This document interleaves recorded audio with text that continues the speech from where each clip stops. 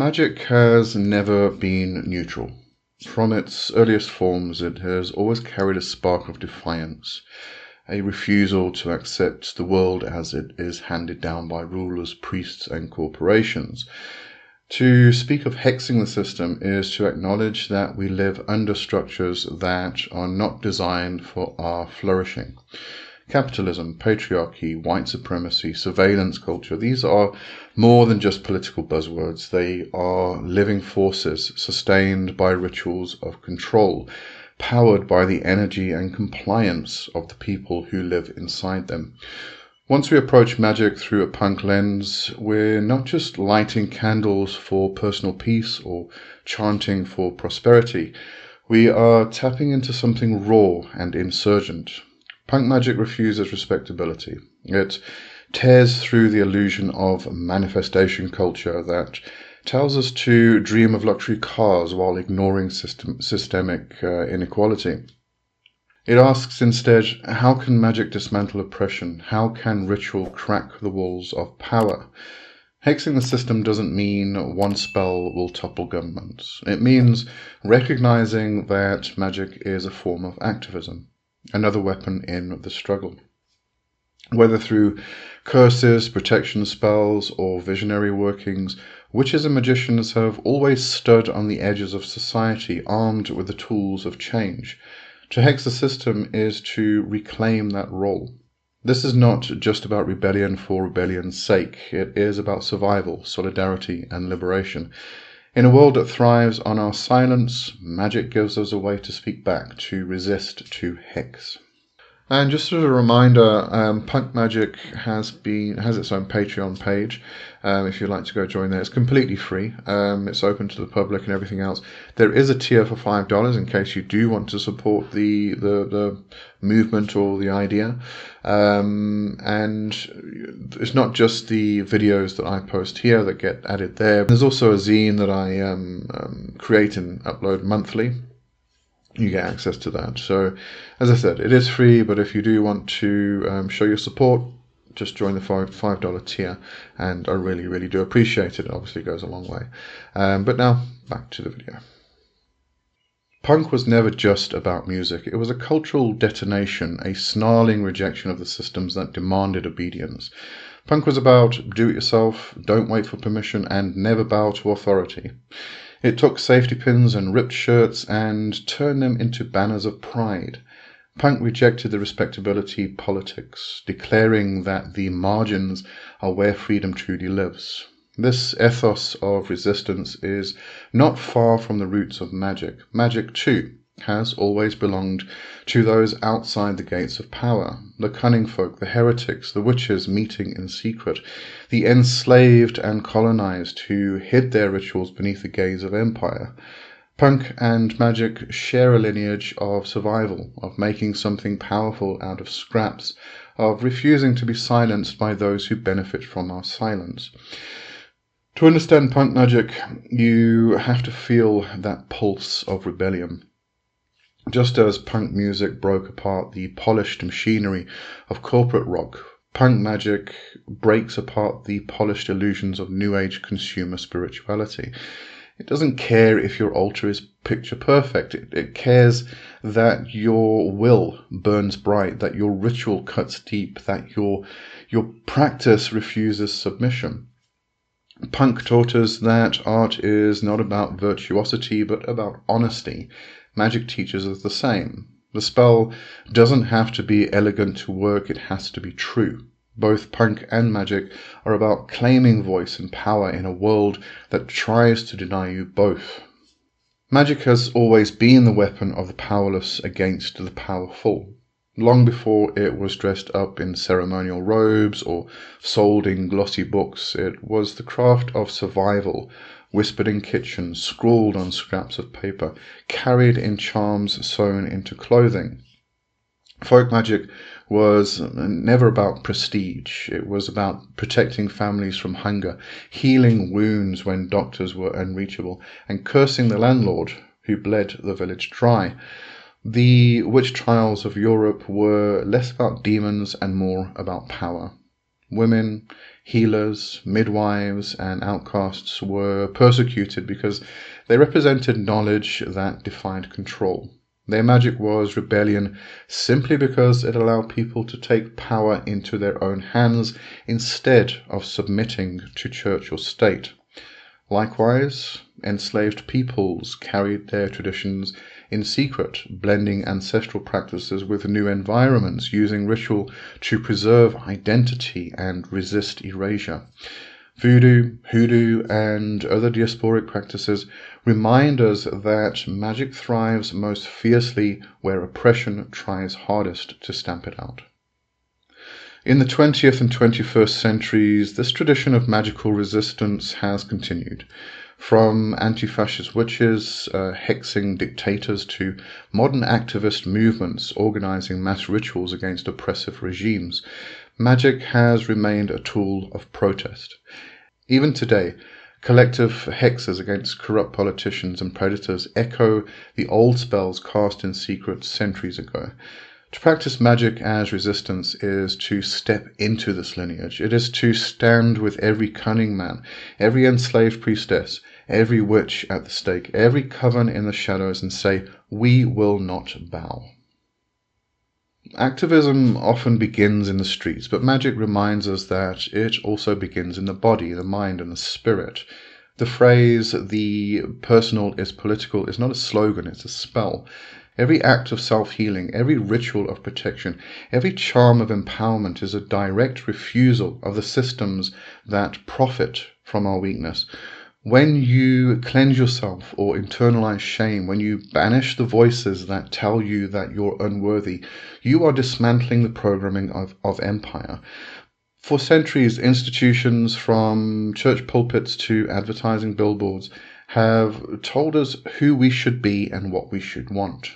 Magic is the counter-programming, casting a spell for confidence, for courage, or for breaking cycles of abuse is not just self-help.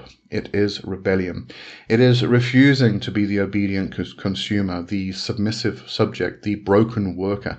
It is rewriting the script they handed you and replacing it with your own. This is where punk and magic meet most intimately.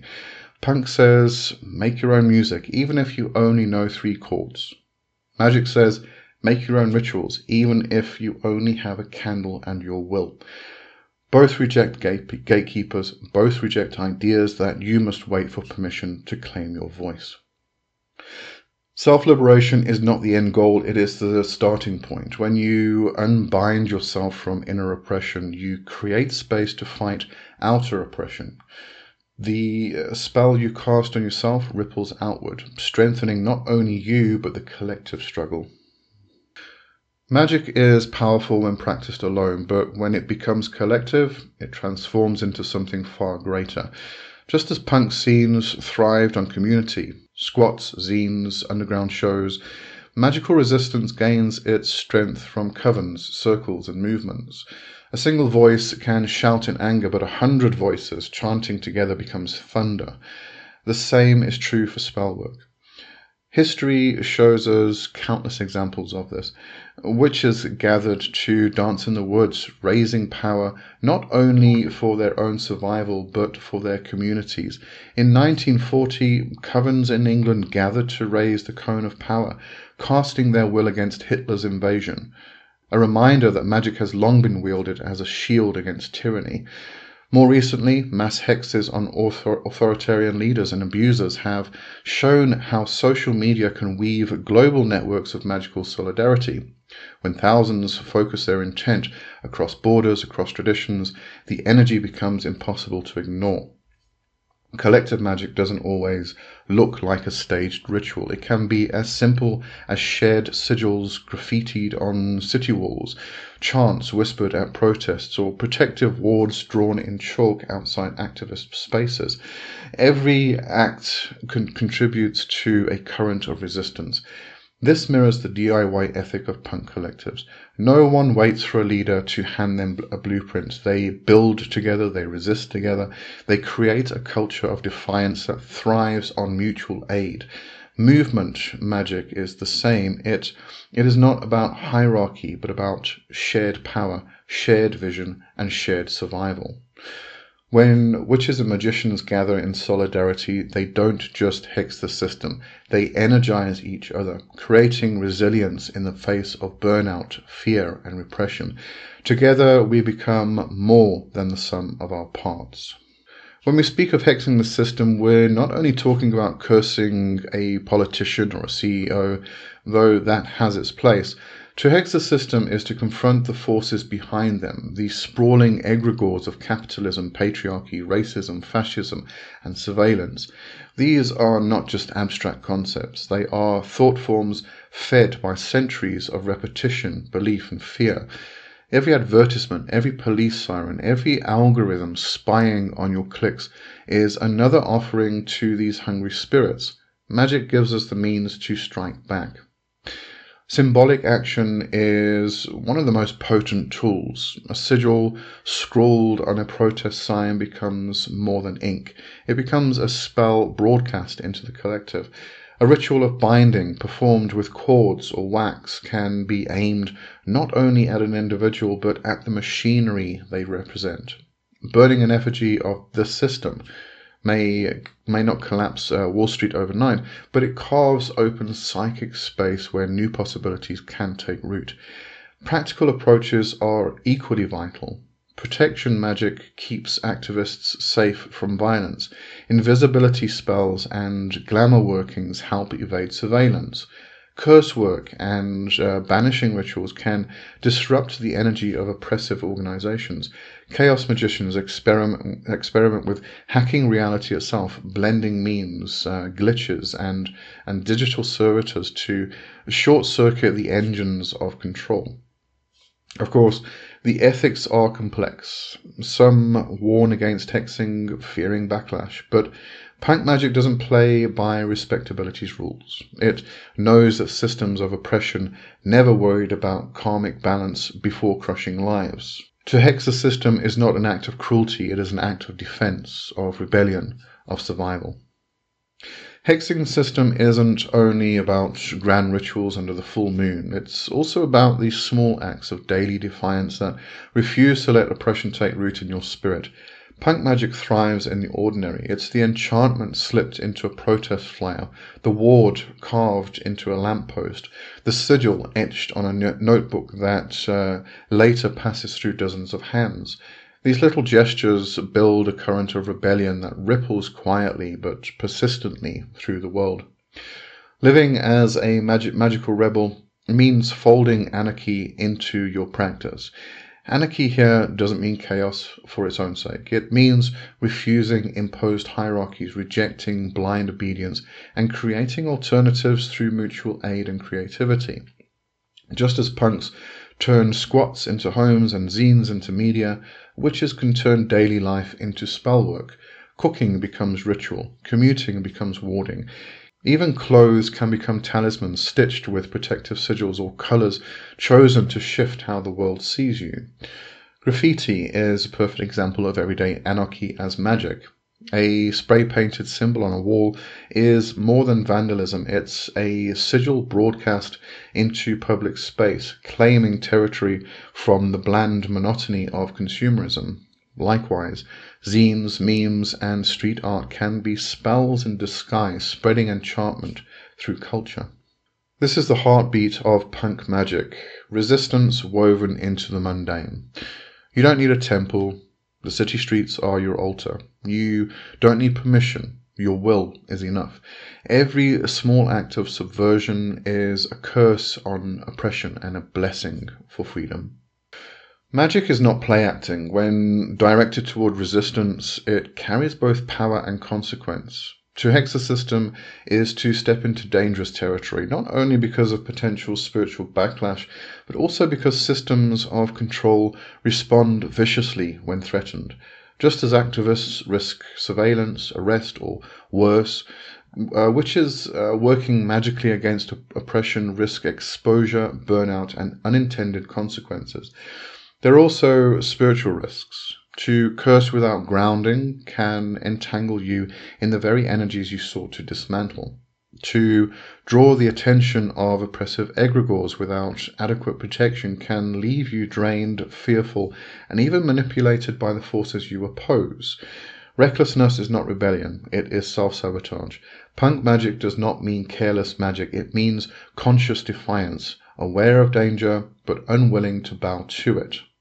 Responsibility in magical activism means being accountable for your craft. It means considering not just whether a hex will land, but how it will ripple through the community. Sometimes a spell meant to protect one group might unintentionally endanger another. Sometimes energy poured into destruction leaves nothing for healing. The balance must be maintained. To hex, yes, but also to bless, to protect, to nourish. Silence is also a form of protection. When engaging in magical activism, shouting about it online or seeking clout can be reckless. Not only does it paint a target on your own back, drawing the attention of both spiritual forces and hostile authorities, but it also endangers the broader pagan and magical community. Every careless boast about a curse or a hex you have done becomes ammunition for those who want to vilify witches and occultists. Sometimes the most radical act is to shut the hell up, do the work in secret, and let the results speak for themselves. Above all, responsibility means solidarity. Punk magic is never about ego. It is about standing with others, listening to their needs, and weaving spells that serve collective liberation rather than personal glory. Magic is a tool of resistance, but also of care. Without that care, we risk becoming the very tyrants we oppose. Activism is not only about tearing down, it's about building. Punk magic recognizes that destruction without vision is hollow. To hex the system is to make space for something better, to carve cracks in oppressive structures where freedom can seep in. Every ritual, every sigil, every chant can be a blueprint for the world we wish to see. Magic allows us to envision futures beyond the limitations imposed by the present. Collective spellwork can channel intention into more than personal gain. It can seed visions of mutual aid networks, liberated communities, and resilient societies. When performed with clarity and purpose, these rituals act as psychic scaffolding, giving form to ideas that may otherwise feel impossible. Dreams of equality, justice, and autonomy become spells that stretch across time and space, transforming imagination into actionable energy. This is where the activist witch and the visionary rebel converge. We are not only resisting oppression, we are manifesting alternatives. Group rituals, mass meditations, and communal hexes are statements of intent, but so too are everyday acts. Teaching, healing, sharing resources, defending spaces.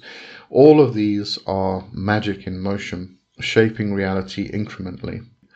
Punk magic teaches us that liberation is not a distant dream, it is a practice. Every act of defiance, every protective ward, every empowered community circle is part of a spell for the future. By envisioning what a free world looks like and committing energy to it, we cast a hex against stagnation, apathy, and despair. To hex the system is to claim the future. To build a better world is to recognize that magic is not only rebellion, it is creation. As said before at the beginning, magic is never neutral, and neither is rebellion. Punk magic reminds us that to resist is to act, to enchant is to fight, and to reclaim power is to create. Hexing a system is more than a metaphor, it is praxis. It is a commitment to act where others wait, to speak where silence is expected, to craft rituals that both defend and transform. Through the history of resistance, through personal liberation, and through collective spellwork, we see that magic has always been activism. Every act of rebellion, every spell cast for justice, every sigil drawn on the margins of society contributes to the ongoing struggle against oppression. Punk magic fuses this lineage with the DIY, anti-authoritarian ethos of rebellion. It asks us to build, dismantle, and envision simultaneously, refusing to separate survival from resistance, spirituality from politics, or ritual from the streets. The call to action is clear. Do not wait for permission. Do not hesitate because the world says it is impossible. Hex the system. Protect your community. Empower yourself and others. Let every spell be an act of defiance, every ritual a declaration that oppression will not dictate your life. In these acts, we channel the courage of those who came before us and create a roadmap for those who will follow. Punk magic is not escapism. It is a weapon. It is a shield. It is a spark that, when combined with others, becomes a wildfire. The system will try to crush it, ignore it, or commodify it, but its strength lies in our will, our imagination, and our refusal to bow. Hex, protect, create, and envision. Magic is activism, and activism, when charged with intent, is magic.